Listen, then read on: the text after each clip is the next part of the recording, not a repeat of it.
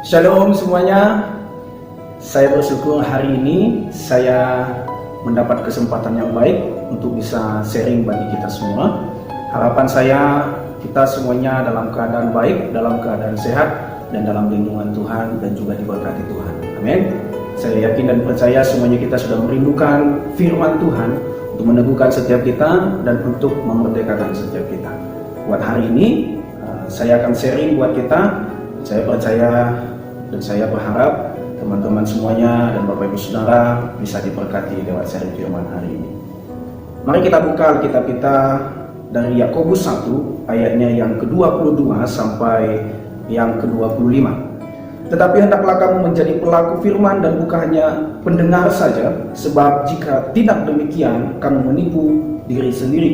Sebab jika seorang hanya mendengar firman saja dan tidak melakukannya, ia adalah seumpama seorang yang sedang mengamang-amati mukanya yang sebenarnya di depan cermin.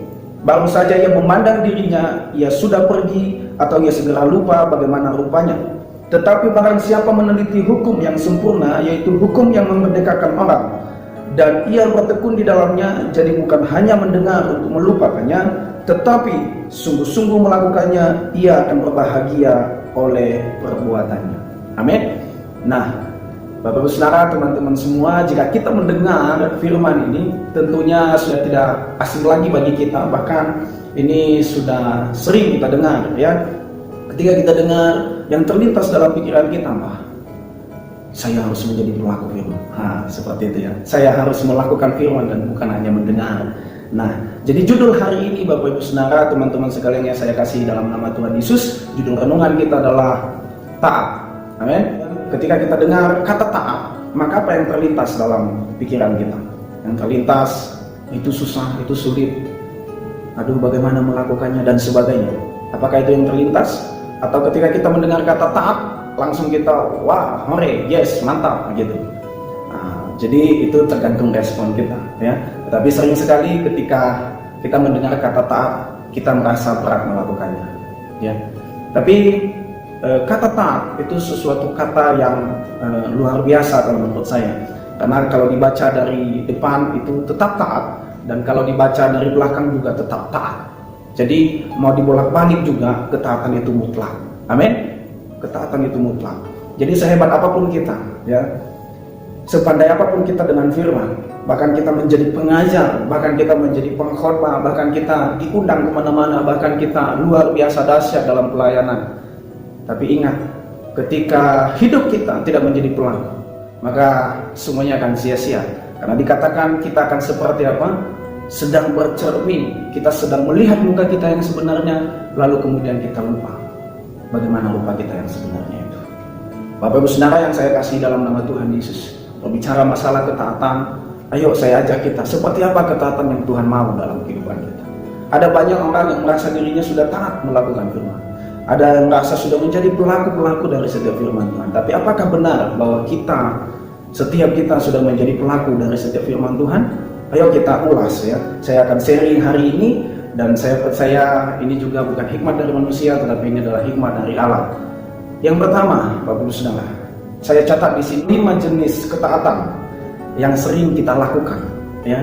Dan ada satu ketaatan, ada satu jenis ketaatan yang sesungguhnya Tuhan rindukan dalam kehidupan kita. Jenis ketaatan yang pertama yang saya maksud adalah ketaatan karena perintah atau ketaatan karena aturan main saja. Bapak Ibu Saudara, ada banyak yang taat tapi secara terpaksa. Kenapa? Karena itu hanya diperintahkan. Karena itu hanya aturan main yang ada. Jika ada pilihan lain sebenarnya, maka sesungguhnya kita tidak mau melakukan itu. Kita terpaksa melakukannya, ya. Kita hanya melakukannya karena perintah saja. Ya, jika ada yang lain, sesungguhnya kita memilih untuk tidak melakukannya, untuk kita tidak taati. Nah, kita tahu bahwa sesungguhnya perintah harus ditaati, maka kita menaatinya karena perintah saja. Maka tidak ada kreativitas yang kita bisa kerjakan di sana. Ketika kita tidak disuruh, ya, maka kita tidak mengerjakan apa-apa. Kita tidak kreatif, kita tidak inisiatif dalam hidup ini. Hanya sebatas yang diperintahkan. Ada contoh dalam Alkitab, ya. ketika Yesus mengecam ahli-ahli Farisi yang tertulis dalam Matius 23 ayat 23. Matius 23 ayat 23 mengatakan begini, celakalah kamu hai ahli-ahli Taurat dan orang-orang Farisi, hai kamu orang-orang munafik, sebab persepuluhan dari selasi ada manis dan jintan kamu bayar, tetapi yang terpenting dalam hukum Taurat kamu abaikan, yaitu keadilan dan belas kasihan dan kesetiaan. Yang satu harus dilakukan dan yang lain jangan diabaikan. Bapak Ibu Saudara, sering sekali ketika kita taat hanya karena perintah, maka hanya perintah itu yang kita kerjakan. Kita tidak mengerjakan yang lain. Kita tidak inisiatif dalam hidup ini. Sering sekali ketika bahkan dikasih tanggung jawab, hanya cukup tanggung jawab itu saja. Ketika dikasih berlebih, kita merasa tidak mampu, kita merasa dibebani dan sebagainya. Bapak Ibu Saudara, ketaatan yang seperti ini belum menjadi kesenangan bagi Tuhan, karena kita hanya melakukannya bukan dengan motivasi yang benar, tetapi hanya secara terpaksa saja karena itu sudah aturan main. Sama seperti ahli Taurat ini, mereka membayar persepuluhan, mereka mengembalikan semuanya itu, tetapi mereka mengabaikan yang paling penting. Ya, mereka mengabaikan mengabaikan keadilan dan belas kasihan dan kesetiaan. Mereka tidak setia sesungguhnya kepada Tuhan. Itu yang pertama, Bapak Saudara. Jenis ketaatan hanya karena perintah atau aturan main. Jenis ketaatan yang kedua, Bapak Ibu Saudara, yaitu taat karena kasihan atau tidak enakan. Nah, sering kita lakukan kan Bapak Ibu Saudara, kita taat kepada pemimpin biasanya karena kita tidak enakan. Kita taat kepada di tempat pekerjaan kita biasanya karena kita tidak enakan sama kawan, kita tidak enakan sama pemimpin, kita tidak enakan, pokoknya kita disuruh pelayanan, kita tidak enakan, maka kita taat melakukannya saja. Ini juga sesungguhnya ketaatan yang tidak hakiki, tidak dengan sungguh-sungguh dilakukan, tetapi hanya dilakukan sebagai rutinitas saja, ya, hanya dilakukan sebagai bagian dari karena kasihan saja, tidak enakan. Nah, apakah ini ketaatan yang Tuhan rindukan?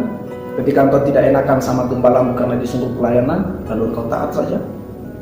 Saya mau katakan, ketaatan yang demikian sesungguhnya Tuhan tidak rindukan dari setiap kita. Ada contoh juga dalam Alkitab, yaitu di Matius 15 ayat 8 sampai 9 mengatakan begini dalam nubuatan Yesaya, bangsa ini memuliakan aku dengan bibirnya, padahal hatinya jauh daripadaku. Percuma mereka beribadah kepadaku, sedangkan ajaran yang mereka ajarkan ialah perintah manusia.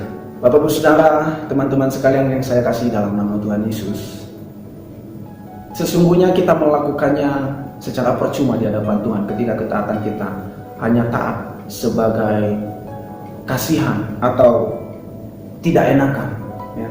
Karena kita tidak enak nggak datang beribadah, lalu kita datang beribadah. Karena kita nggak enak melihat samping kiri kanan ketika ibadah, angkat tangan dan sebagainya, bernyanyi dan berdoa, lalu kita juga ikut-ikutan. Saya mau katakan itu rutinitas, itu bukan ketaatan yang sesungguhnya. Tetapi sering sekali kita taat melakukannya hanya karena tidak enakan saja. Nah, mari kita bertobat dari itu, ya. Poin yang ketiga, jenis ketaatan yang ketiga yang saya maksud adalah taat karena takut konsekuensi. Nah, ini sering kita lakukan. Sering sekali kita lakukan hal poin yang ketiga ini. Kita taat karena apa? Kita takut tidak diberkati. Ada yang seperti itu? Ketika masih ada, Bapak Saudara, yuk kita bertobat. Tuhan melatih kita untuk taat. Tuhan merindukan kita taat itu bukan supaya kita diberkati. Ingat itu. Emang kalau kita tidak taat, lalu Tuhan hukum kita. Kita takut dengan konsekuensi, kita takut dengan hukuman, kita takut masuk neraka dan sebagainya. Ini juga ketaatan yang keliru, ya. Kita taat karena takut dihukum. Wah, kalau anak-anak taat karena takut dihukum, sesungguhnya ketaatan itu belum maksimal. Karena dia kalau tidak ada hukuman, dia tidak taat. Saya mau katakan, jangan sampai seperti itu kita taat kepada Tuhan. Ingat, Tuhan kita itu pengasih. Tuhan kita itu bukan Tuhan yang suka menghukum, suka mengancam, bukan. Tapi Tuhan kita itu Tuhan yang luar biasa pengampunannya, Tuhan yang luar biasa kasih sayangnya. Maka sesungguhnya kita taat pun tidak perlu kita takut dengan konsekuensi. Tapi memang betul bahwa ketika kita tidak taat, pasti ada konsekuensi yang harus kita tanggung sendiri. Tetapi ketika motivasi kita taat hanya karena takut dihukum, takut dengan konsekuensi yang ada, itu juga belum maksimal ketaatan kita di hadapan Tuhan. Tetapi apakah anak-anak Tuhan hari ini menyadari itu? Nah, hari ini ya kita sadar sesungguhnya ketaatan seperti apa yang sudah kita berikan buat Tuhan. Jenis ketaatan yang keempat adalah taat karena mengharapkan imbalan. Taat karena sesuatu ada yang kita harapkan dari Tuhan. Ketika tidak ada yang kita harapkan dari Tuhan, maka sesungguhnya kita tidak taati apa-apa. Ada yang begitu? Nah, mungkin kita bukan orangnya, tapi ada orang-orang tertentu yang melakukan demikian. Kita taat beribadah supaya hidup kita diberkati. Ya. Kita taat supaya apa? Semuanya supaya dan supaya. Apakah seperti itu ketaatan kita hari ini? Jangan berikan syarat-syarat buat Tuhan. Tuhan tidak butuh kita, kita yang butuh Tuhan. Maka ketika kita taat, kita tidak diberkati sekalipun. Kita tidak mengharapkan imbalan apa-apa, sebab Tuhan sudah lebih dulu mengasihani kita. Tuhan sudah lebih dulu memberkati kita dengan hidupnya. Jadi imbalan apa yang mau kita harapkan lagi dengan Tuhan, dengan ketaatan kita? Emang kita mau bisa buat apa?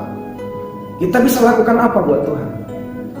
Jika bukan Tuhan sendiri yang melakukannya bagi kita, kita tidak bisa berbuat apa-apa. Ingat itu. Itu ketaatan yang keempat, Bapak Ibu Saudara. Ya, ada ketaatan-ketaatan yang tidak sesuai dengan kerinduan Tuhan. Dan ketaatan yang kelima, yang saya mau sampaikan, yang sesungguhnya Tuhan rindukan bagi setiap kita adalah taat karena kita mengasihi dan mencintai Tuhan dalam hidup kita. Itu yang Tuhan rindukan, itu yang Tuhan inginkan dalam kehidupan kita. Bukan taat karena perintahnya saja, bukan taat karena kita kasihan kepada pemimpin, bukan taat karena kita takut konsekuensi, atau mungkin kita taat karena kita mengharapkan sesuatu dari Tuhan. No, Tuhan menginginkan setiap kita taat. Itu taat karena kita mengasihi Dia, kita mencintai Dia lebih dari segalanya. Di Yohanes 14 ayat 15 katakan begini, "Jikalau kamu mengasihi Aku, kamu akan menuruti segala perintahku." Jadi tanda kita mengasihi Tuhan adalah di dalam ketaatan kita. Nah, artinya bahwa ketaatan yang kita kerjakan sesungguhnya karena kita mengasihi Tuhan, mencintai Tuhan. Sama dengan segala aspek kehidupan kita yang kita kerjakan juga demikian. Sesungguhnya kita mengerjakannya, kita taat, kita action pada itu karena kita mencintainya. Amin. Kita taat kepada pemimpin itu karena kita mengasihi Tuhan. Kita mencintai itu pekerjaan kita. Kita mencintai yang namanya pelayanan kita. Kita mengasihi Tuhan. Nah, kita taat, kita melakukan segala sesuatu dalam kehidupan kita. Seperti Kolose 3 ayat 23 katakan, kita melakukannya seperti untuk Tuhan dan bukan untuk manusia. Kolose 3 ayat 17 katakan, segala sesuatu yang kita kerjakan, yang kita perkatakan, biarlah kita lakukan di dalam nama Tuhan Yesus. Nah, luar biasa. Ayo kita koreksi kembali hidup kita hari ini. Apakah kita taat karena kita mengasihi Tuhan? Atau apakah kita taat seperti yang keempat poin di atas tadi? Karena itu adalah aturan main. Kita taat karena kita tidak enakan. Kita taat karena kita takut konsekuensi. Kita taat karena kita mengharapkan imbalan yang lebih dari Tuhan. Bertobatlah dari itu. Tapi marilah kita taat. Mari kita menjadi pelaku firman seperti yang dikatakannya tadi. Kita menjadi pelaku dari setiap firman Tuhan itu. Karena kita mencintai, mengasihi Tuhan dalam hidup kita. Itu dahsyat Bapak Ibu Saudara. Yakobus tulis tadi, tetapi barang siapa meneliti hukum yang sempurna, yaitu hukum yang memerdekakan orang dan yang bertekun di dalamnya, jadi bukan hanya mendengar untuk melupakannya, tetapi sungguh-sungguh melakukannya, ia akan berbahagia oleh perbuatannya. Bapak Ibu Saudara, kita berbahagia oleh perbuatan kita, oleh ketaatan kita, karena kita mengasihi Tuhan, karena kita meneliti firman-Nya dalam kehidupan kita. Nah, saya merindukan setiap kita bisa memahami hal ini. Kita bisa taat sesuai dengan yang Tuhan rindukan dalam kehidupan kita. Bapak Ibu Saudara, ini yang saya bisa sharing hari ini, dan biarlah kiranya Tuhan yang memimpin kita senantiasa dan mengajar kita untuk kita bisa taat melakukan setiap firman Tuhan dalam kehidupan kita. Demikian firman Tuhan hari ini yang bisa saya sampaikan. Tuhan Yesus memberkati kita semua.